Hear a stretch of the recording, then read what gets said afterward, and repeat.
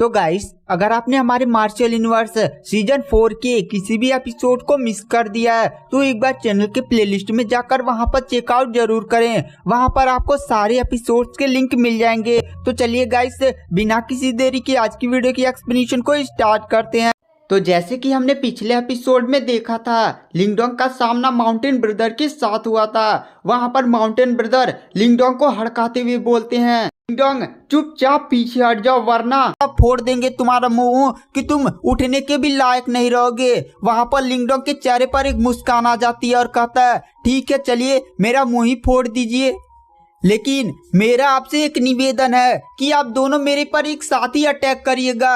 ये बात सुनकर ट्विंस ब्रदर काफी ज्यादा गुस्सा हो जाते हैं और कहते हैं, तुम हमारा मजाक उड़ा रहे हो। लिंगडोंग कहता है, नहीं नहीं, मैं तुम दोनों से एक ही साथ पिटना चाहता हूँ। वहां पर ये बात सुनकर दोनों बंदे काफी ज्यादा गुस्सा हो जाते हैं क्योंकि उन्हें लग रहा था कि लिंगडोंग उनका मजाक उड़ा रहा है। वह तुरंत अपनी एनर्जी को समन कर लेते हैं और उनके हाथ में दो बड़े बड़े हथौड़े आ जाते हैं। हथौड़ा उठाते उठाते वो सीधे लिंगडोंग की तरफ काफी स्पीड से अटैक कर देते हैं। उनकी बॉडी से एक लाल कलर की एनर्जी निकल रही थी। वहां पर वो दोनों बंदे जैसे ही अपने दोनों हथौड़े से लिंगडोंग को मारने ही वाले होते हैं, लेकिन लिंगडोंग अचानक से इतनी स्पीड से वहां से हटता है कि उन दोनों का हथौड़ा जमीन पर गिर जाता है। वो दोनों फिर से अपना हथौड़ा लिंगडोंग की तरफ मारते हैं। लिंगडोंग अपनी पंच में एनर्जी को इकट्ठा करता है और उनके दोनों हथौड़े पर दे मारता है। वहां पर एक काफी बड़ा एनर्जी ब्लास्ट होता है जिसमें ट्विन ब्रदर जाकर दूर गिरते हैं। ट्विन ब्रदर यह देखकर काफी ज्यादा शॉक हो जाते हैं और कहते हैं,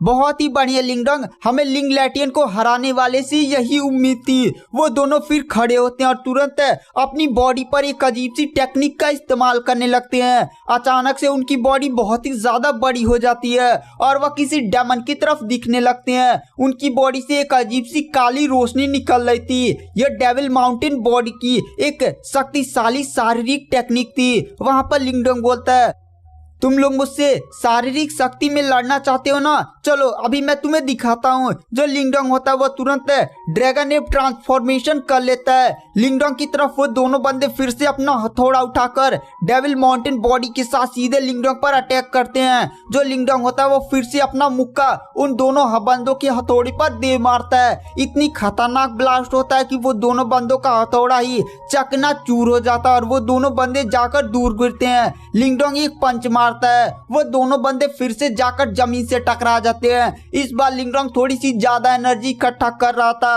और सीधे उन दोनों ब्रदर को मारने जा रहा था, लेकिन वो दोनों ट्विंस ब्रदर तुरंत लिंगडोंग के सामने झुक जाते हैं और कहते हैं, लिंगडोंग, जब ये शब्द उन दोनों ने बोला था तो दोनों की हड्डियां ही काफी ज्यादा टूट चुकी थी, इसलिए उनके मुंह से ये शब्द सही से निकल भी नहीं पाए थे।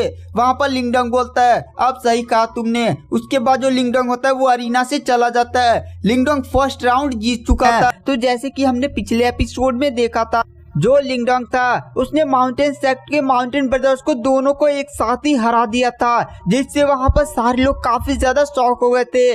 दरअसल ये जो काइस कंपटीशन चल रहा है वो वार ऑफ 100 डायनेस्टी में जाने का कंपटीशन है। इस कंपटीशन में पूरे ग्रेट यान डायनेस्टी के सबसे ज्यादा पावरफुल सेक्ट पार्टिसिपेट किए हैं और यह कंपटीशन यहाँ की रॉयल फैमिली के किंग मोजेंग टियान ने ऑर्गेनाइज किया हुआ था और फर्स्ट राउंड में लिंगडोंग जीत चुका था।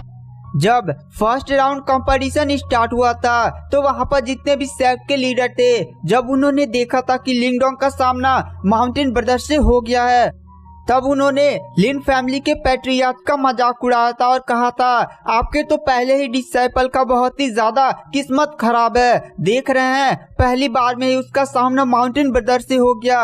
वो लोग 2 लोग हैं और लिंगडोंग तो अकेला ही। पर वो लोग थोड़ी देर में काफी ज्यादा शॉक हो गए थे क्योंकि लिंगडोंग ने इतनी आसानी से माउंटेन ब्रदर को हरा दिया था जैसे माउंटेन ब्रदर उसके लिए कीड़े हो। जब लिंगडोंग ने माउंटेन ब्रदर्स को हराया था तो पैट्रियार्क के चेहरे पर एक बहुत ही बड़ी खुशी आ गई थी। उसके बाद सेकेंड राउंड स्टार्ट हो लिंगडोंग के सामने एक दरवाजा खुलता है। लिंगडोंग तुरंत सेकेंड राउंड के लिए उस दरवाजे के अंदर चला जाता है। लिंगडोंग उस दरवाजे में घुसता है। वहां पर काफी बड़ा अरीना होता है। उस अरीना में चारों तरफ खंभे लगे हुए थे। वहां पर लिंगडोंग अपने अपोनेंट का इंतजार कर रहा था। वहां पर सारे लोग भी इस समय लिंगडोंग को ही देख रहे थे। तभी लिंगडोंग के सामने दरवाजा खुलता है और लिंगडोंग का अपोनेंट तुरंत बाहर निकलता है। उस अपोनेंट ने एक काला कलर का कपड़ा से अपना पूरा शरीर को ढका हुआ था और तुरंत वो अपनी चाकू निकालकर सीधे लिंगडोंग पर अटैक कर देता है। लिंगडोंग तुरंत वहां से साइड हट जाता है। लिंगडोंग का अपोनेंट तुरंत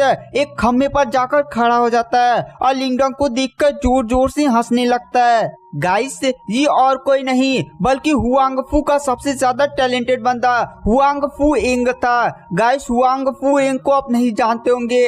आप इतना समझ लीजिए कि हुआंगफू कहीं ना कहीं क्विंगजी को पसंद करता था और क्विंगजी के कारण ही हुआंगफू एंग लिंगडोंग से काफी ज्यादा नफरत करता था। अगर लिंगडोंग को उसे मारने का मौका मिले ना तो 1% भी नहीं चूकेगा। वहां पर हुआंगफू एंग एकदम ठंडी नजर से लिंगडोंग को देखता है। उसके बाद हमें सीन शिफ्ट किया जाता है अरीना में हुआंगफू एंग का एल्डर लिन फैमिली के पैट्रियार्च की तरफ देखता है और कहता है, आपके डिसाइपल का सही में किस्मत बहुत ही ज्यादा खराब है। लिंगडोंग का दूसरे राउंड में ही सामना मेरे सेक्ट के सबसे ज्यादा टैलेंटेड बंदे हुआंगफू एंग के साथ हो गया।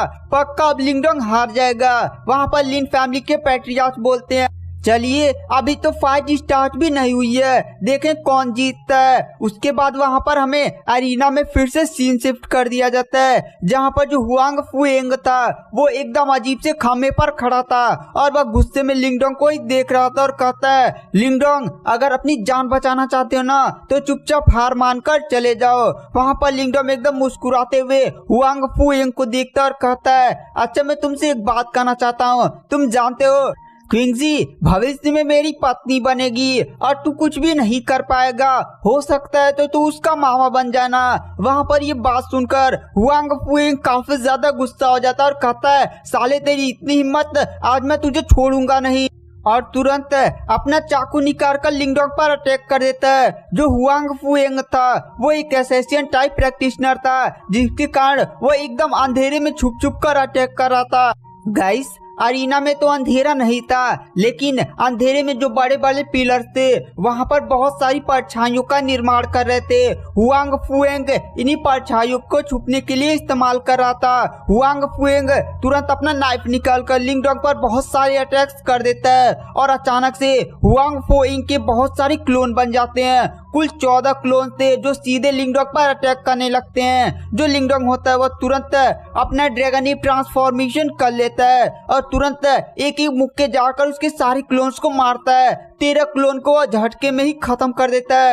अब हुआंगफू एंग के 13 क्लोन खत्म हो चुके थे, केवल एक ही क्लोन बचा हुआ था। लिंगडोंग सोचता है ये क्लोन नहीं है बल्कि खुद हुआंगफू एंग है। इसलिए लिंगडोंग तुरंत अपने बहुत ही खतरनाक पंचेस का उपयोग करते हुए सीधे हुआंगफू के पास पहुंच जाता है और एक पंच लास्ट वाले क्लोन पर रख देता है। जैसे वो पंच उससे टकराता है वहां पर हुआंगफू की वो छाया गायब हो जाती है। लिंगडोंग कहता है, 14 के 14 ये सब क्लोन थे तो आखिर हुआंगफू है कहाँ? हुआंगफू तुरंत लिंगडोंग के ऊपर दिखाई देता है, सर के ऊपर, और उसने अपने हाथ में एक बहुत ही बड़ी नीडल ली हुई थी। नीडल से आप रॉड का छड़ समझ सकते हैं और वह छड़ हुआंगफू लिंगडोंग के कपार में घोंपने वाला था, लेकिन लिंगडोंग तुरंत ऊपर देखता है। लिंगडोंग कहता है, अच्छा। तो वहां पर हुआंगफू जोर से चिल्लाता है, लिंगडोंग आज तू मेरे हाथों बचेगा नहीं, तेरा सर आज मेरे हाथों ही कुचला जाएगा। उसके बाद जैसे ही हुआंगफू एंग अपने छड़ से लिंगडोंग के सर को फोड़ने ही वाला होता है,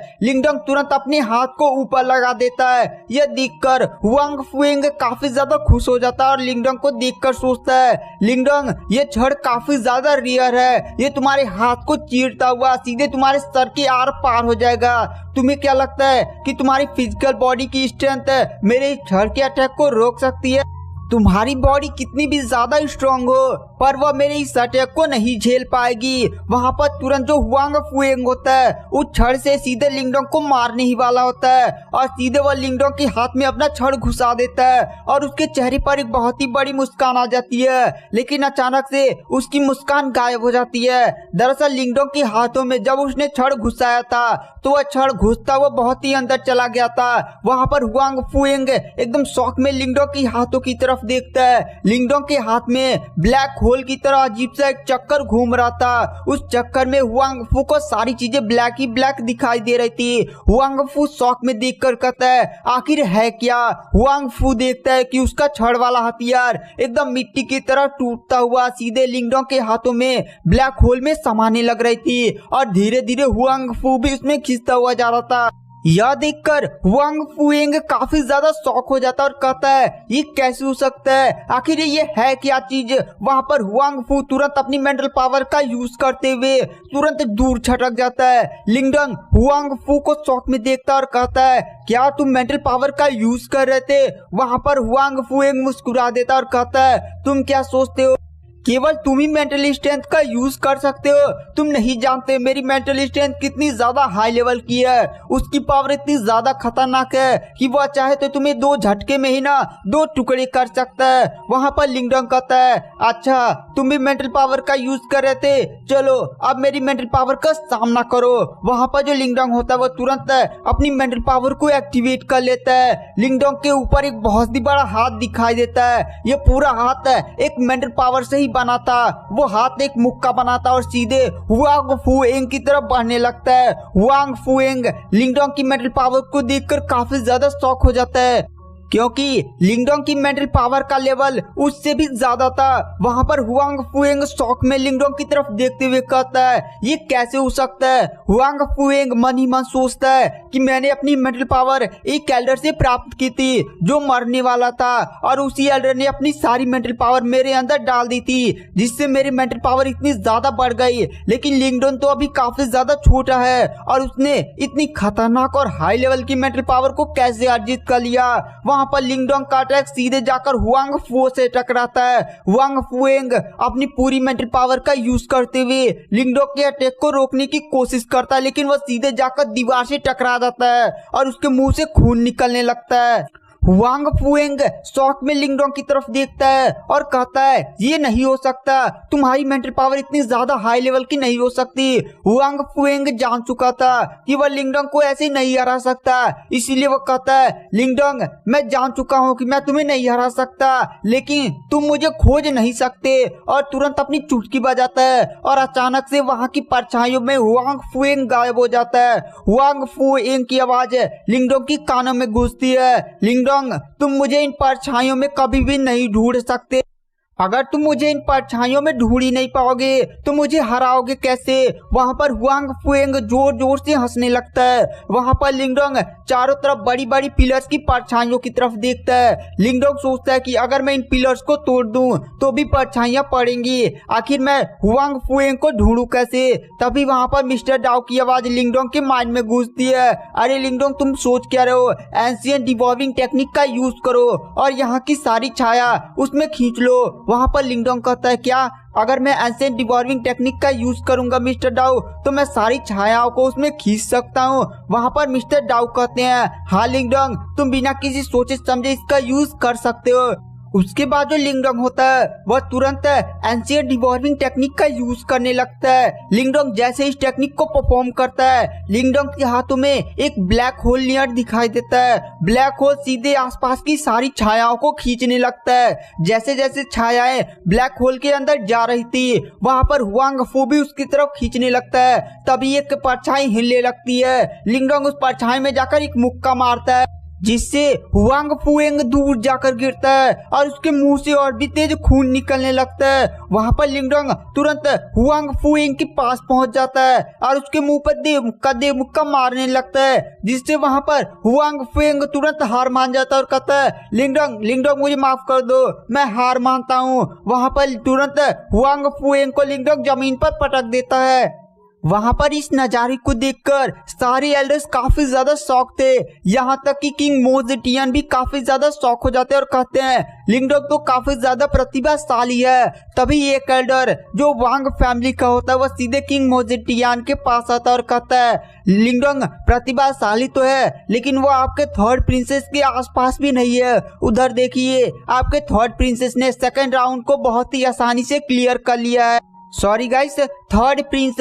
वहां पर किंग मोजिटियन कहते हैं मेरा बच्चा तो है ही प्रतिभाशाली। उसके बाद हमें सिखाया जाता है जो लिंगडोंग होता है वो एरिना से थर्ड राउंड की तरफ बढ़ने लगता है। तभी हुआंग फुएंग लिंगडोंग को रोकता है और कहता है तुम नहीं जानते जो किंगजी है वो काफी ज्यादा प्रतिभाशाली है और उसकी कल्टीवेशन कितनी ज्यादा हाई हो गई है और उसकी जो पीछे शक्तियां है ना उसके कंपैरिजन में पूरा ग्रेट यान डायनेस्टी का हर एक कल्टीवेटर केवल चींटी के समान है।